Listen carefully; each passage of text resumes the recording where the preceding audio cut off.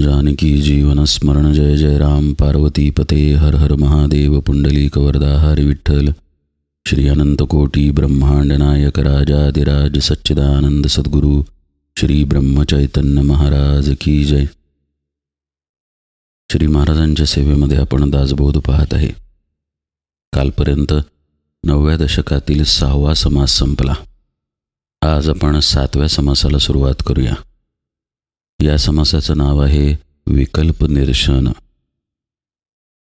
मागच्या समासामध्ये समर्थांनी ब्रह्म, परब्रह्मसत्ता, मूळ माया, गुणमाया, त्रिगुण, पंचभूतांचा विस्तार आणि त्याचा होत जाणारा पसारा हा सगळा विषय आपल्यापुढे मांडला. निरूपणाच्या शेवटी समासाच्या शेवटी आपण काल पाहिलं की आपल्या देहबुद्धीच्या सापेक्ष हे होणारं प्रकृतीचं ज्ञान आहे. प्रकृतीला प्रकृती म्हणून अस्तित्व आपल्या देहबुद्धीमुळे आहे. आता देहबुद्धी या विषयाकडे जर सूक्ष्मपणे आपण पाहिलं तर देह आणि बुद्धी असे 2 शब्द त्यामध्ये येतात.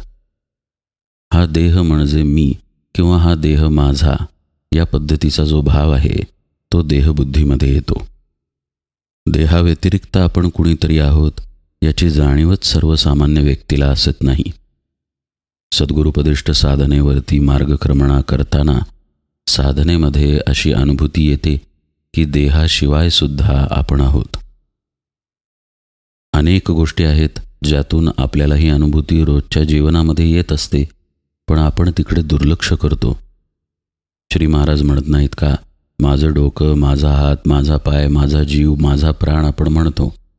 म्हणजे बोलताना आपण आपल्या मीला आपल्या देहापासून, मनापासून, जीवापासून वेगळं काढून बोलतो, पण आपल्या हे व्यवहारामध्ये लक्षात येत नाही.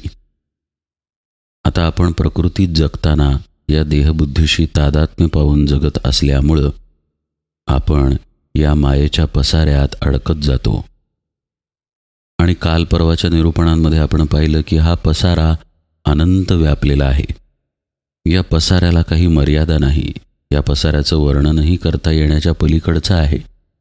कारण या 5 भूतांच्या, त्रिगुणांच्या मिश्रणातून काय आणि किती उत्पन्न होईल याला काही सीमा नाही.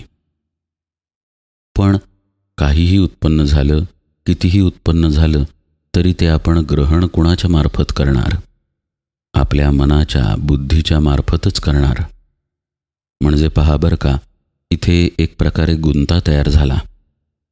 आपल्याला जे हे निरूपणात सांगितलं जाते किंवा ज्या प्रकृतीमध्ये आपलं शरीर राहत आहे त्या सगळ्याचं ज्ञान आपल्याला मनबुद्धीकडून होतं आणि ही मनबुद्धी शरीराच्या मार्फत कार्य करते. आता दोन्हीही गोष्टी एकमेकांवरती अवलंबून आहेत. पण शास्त्र असं सांगतं की पहिल्यांदा गोष्ट सूक्ष्मामध्ये घडते आणि नंतर स्थूलामध्ये तिचा प्रत्यय येतो. आपल्या देहाच्या आत असलेलं मन, चित्त, बुद्धी, अहंकार या गोष्टी सूक्ष्मामध्ये येतात, तर आपला स्थूल देह अर्थातच स्थूलात येतो. आता गंमत अशी की जर देहामधलं मन काढून टाकलं, बुद्धी, चित्त, अहंकार आणि अंतःकरण हे सगळं काढून टाकलं तर देहाला तशी काहीही किंमत नाही. एक मनुष्य म्हणून त्या देहाला काहीही ओळख नाही.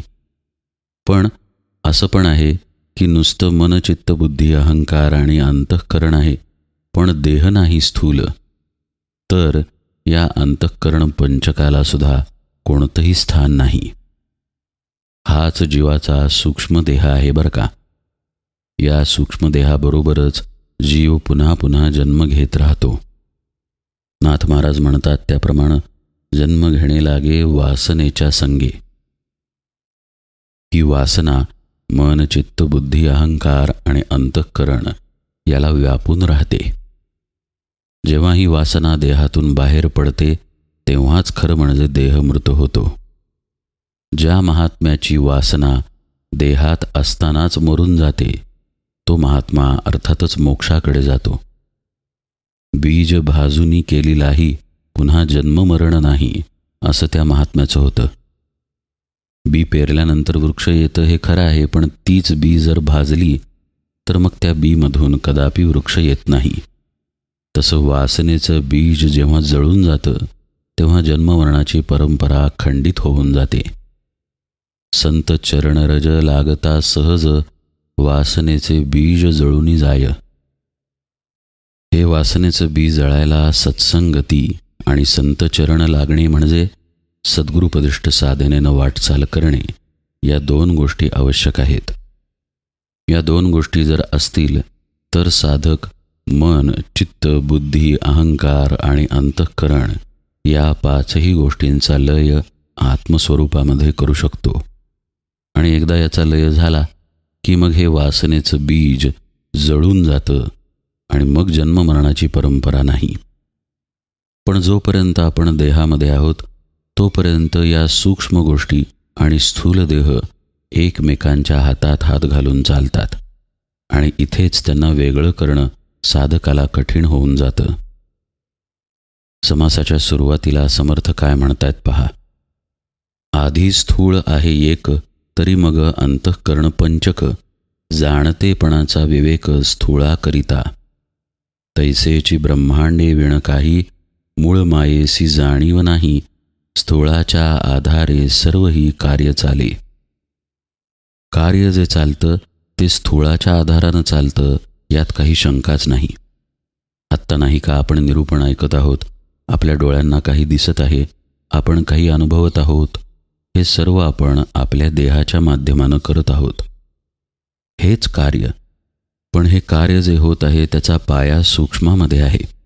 मनचित्त, बुद्धी, अहंकार आणि अंतःकरण, इथे तो पाया आहे.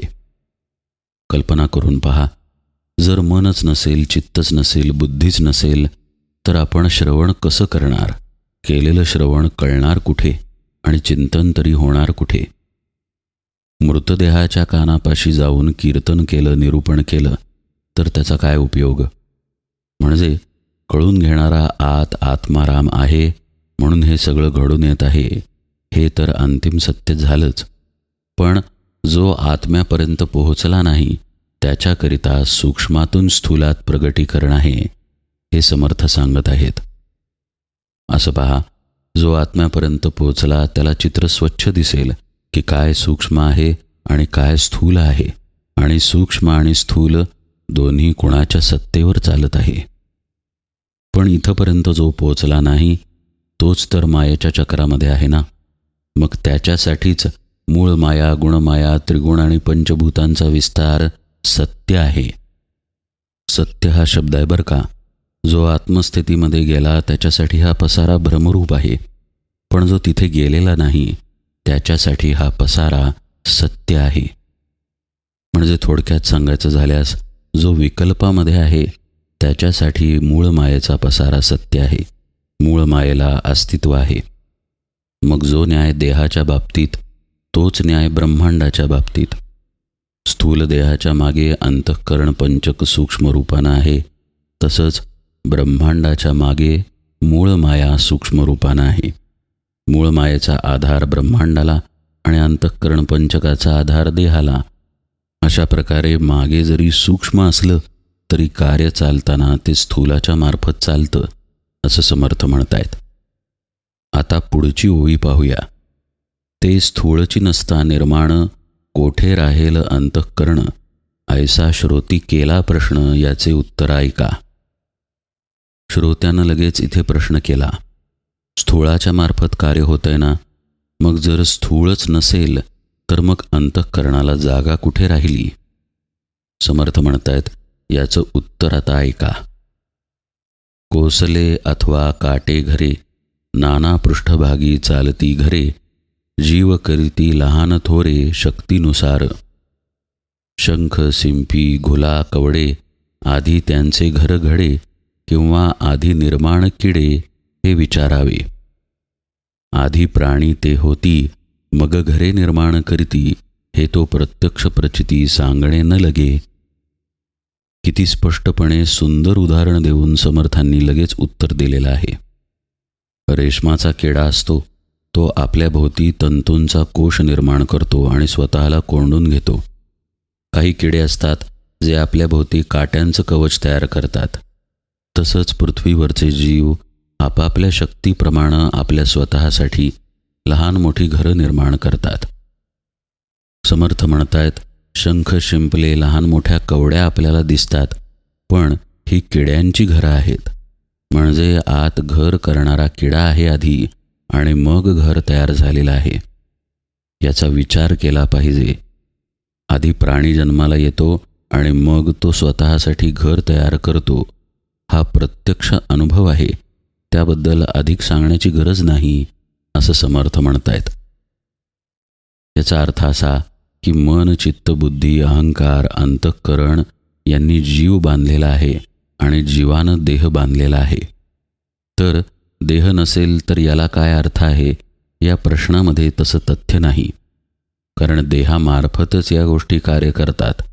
त्यामुळे देह पडला की पुन्हा देह धारण केला जातो आणि म्हणूनच जीव पुन्हा पुन्हा जन्म घेतो. समर्थ पुढे काय म्हणतात पहा. तैसे आधी सूक्ष्म जाण, मग स्थूळ होते निर्माण, येणे दृष्टांते प्रश्न फिटला श्रोतयांचा. साहजिक आहे, सूक्ष्म होतं आणि सूक्ष्मातून स्थूळ निर्माण होतं. अशा रीतीनं प्रश्न फिटला म्हणतात समर्थ. तव श्रोता पुसे आणिक, जी आठवले काही एक, जन्ममृत्याचा विवेक मज निरोपावा. खरं म्हणजे आत्तापर्यंतच्या निरूपणाच्या ओघात हा प्रश्न घेतलाच गेला नकळतपणे. तरी इथे श्रोत्यानं प्रश्न विचारलेला आहे की जन्ममृत्यू मग काय भानगड आहे, त्याबद्दलचा काय विचार आहे तो मला तुम्ही सांगा. कोण जन्मास घालिते आणि मागुता कोण जन्म घेते, हे प्रत्यया कैसे येते कोण्या प्रकारे. ब्रह्मा जन्मास घालितो, विष्णू प्रतिपाळ करीतो, रुद्र अवघे संहारितो ऐसे बोलती. तरी हे प्रवृत्तीचे बोलणे प्रत्ययास आणि उणे प्रत्यय पाहता श्लाघ्यवाणे होणार नाही. ब्रह्मयास कोण जन्मास घातले, विष्णूस कोणे प्रतिपाळिले, रुद्रास कोणे संहारिले महाप्रळयी. प्रश्न किती विस्तृतपणे विचारलाय पहा. हे जे जन्ममरण दिसतं, याच्या नेमकं बुडाशी कोण आहे. जन्माला आल्यानंतर मनुष्य स्वतःसाठी जसं घर बांधतो तसं जीवानं हा देह बांधलेला आहे, इथंपर्यंत कळलं श्रोत्याला. पण त्यानं प्रश्न केला की जन्मास नेमका आपल्याला कोण घालतं आणि जन्म कशाचा होतो, नेमका कशा पद्धतीनं होतो. आपण म्हणतो की ब्रह्मा सृष्टी निर्माण करतो तर तो जन्माला घालत असला पाहिजे, विष्णू प्रतिपाळ करतो तर विष्णू सांभाळत असला पाहिजे, आणि रुद्र संहारतो तर तो ते काम करत असला पाहिजे. पण मग हे सगळं प्रवृत्तीचं बोलणं झालं नाही का, म्हणजे व्यावहारिक बोलल्यासारखं. याचा प्रत्यक्ष अनुभव येत नाही असं श्रोता म्हणतोय. प्रत्यक्ष अनुभव काय आहे, असा इथला सूक्ष्मातला विचार केल्यावर कळेल की प्रत्यक्ष अनुभव आपल्या मीपणाचा आपल्याला आहे. आपण जन्माला आलो, आपण जगतोय आणि आपण मरणार असं आपल्याला वाटतं. ही खरी वस्तुस्थिती आहे श्रोत्याची. सद्गुरू जे आहेत, समर्थ जे आहेत, ते ब्रह्मस्थितीमध्ये आहेत आणि श्रोता मीच्या स्थितीवरती आहे, देहबुद्धीवरती आहे. म्हणून तो म्हणतो की कुणी जन्मास घालतं, कुणी प्रतिपाळ करतं आणि कुणी संहारतं. हा तसा प्रत्यक्ष अनुभव येत नाही, कारण त्याच्या मीचा अनुभव त्याच्या ठिकाणी आहे. त्याला असं वाटतं की तो जन्माला आला, तो जगत आहे आणि तो मरून जाईल. श्रोता पुढे विचारतो की असं जर असेल की कुणी जन्माला घातलेलं आहे, प्रतिपाळन केलेलं आहे आणि संहारत असणार आहे, तर मग या ब्रह्माला कुणी जन्माला घातलं, विष्णूचं प्रतिपाळन कोण करतं आणि रुद्राला कोण संहारतं जेव्हा महाप्रलय होतो. श्रोत्याचे किंवा शिष्याचे प्रश्न पहा किती रोखठोक आहेत, सरळ आहेत आणि स्पष्टपणे त्यानं विचारलेले आहेत. समर्थांनीही ते प्रश्न तितक्याच स्पष्टपणे दासबोधामध्ये मांडलेले आहेत. एक मी मध्यवर्ती असेल तर प्रश्न कसे अनंत पद्धतींनी समोर येतात हेच समर्थ एक प्रकारे आपल्याला दाखवून देत आहेत. प्रश्न इथे थांबलेले नाहीत, अजून पुढे पुष्कळ आहेत. पण आता तो सर्व भाग आपण यथावकाश पाहूया. आज निरूपण सेवेला इथेच विराम देतो. जानकी जीवन स्मरण. जय जय राम.